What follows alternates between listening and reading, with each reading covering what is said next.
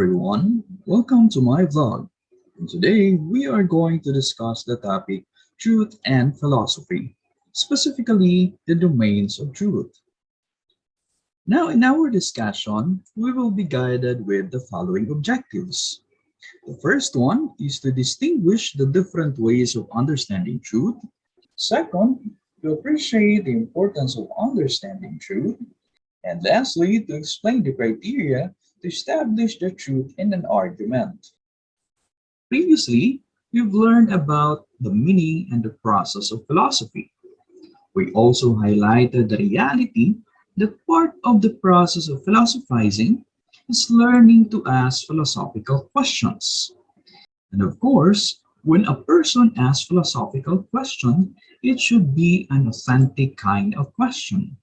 In other words, a kind of question that is made from a feeling of unease or curiosity. Because of that feeling of unease, a person would really want to arrive at the truth. However, not all questions have absolute answers. Hence, there is no guarantee that in asking philosophical question, a person will arrive at the truth. I think most of you, if not all, will agree with me that at present, it is more difficult to arrive at the truth.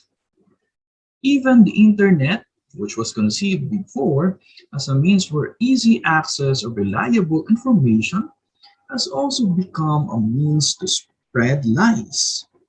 Now, since philosophy doesn't guarantee arriving at the truth, what is then the essence of understanding the concept of truth itself? Let's try to find out as we continue our discussion.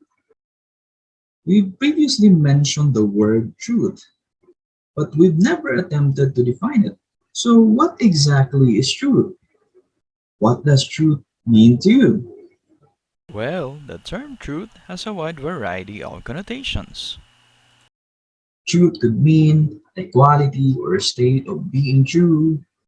It could also mean a fact or belief that is accepted as true.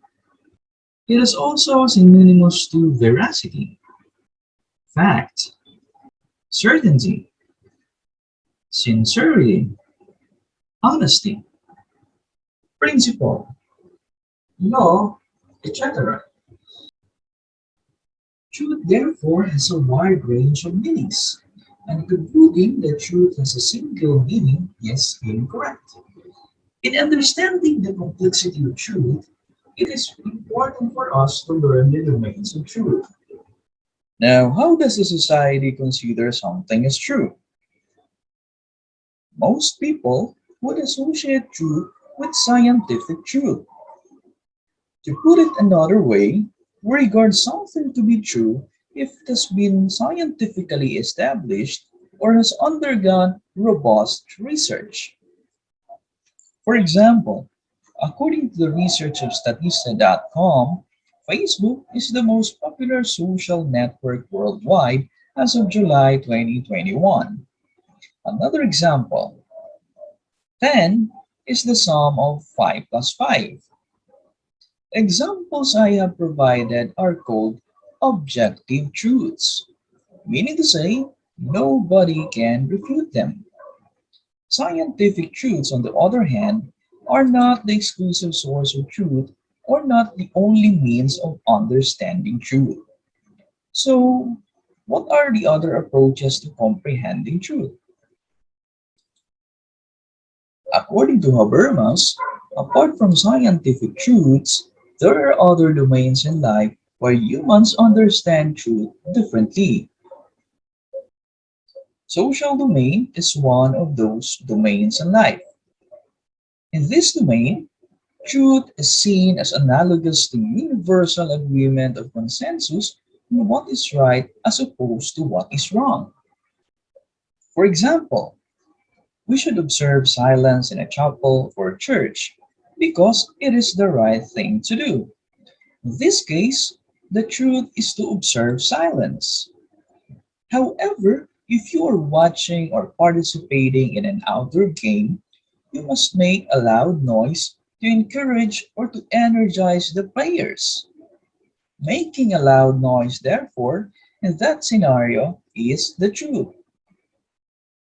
Another example, the Jews and other religions believe in the prohibition of foods because certain foods, according to them, are considered unclean.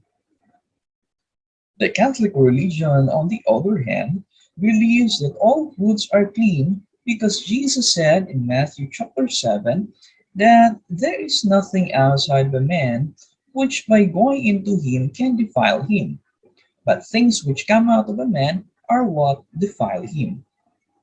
Therefore, truth differs from one social context to another and is subject to change depending on social agreements and the passing of time. To continue, personal domain is another type of the domains of truth.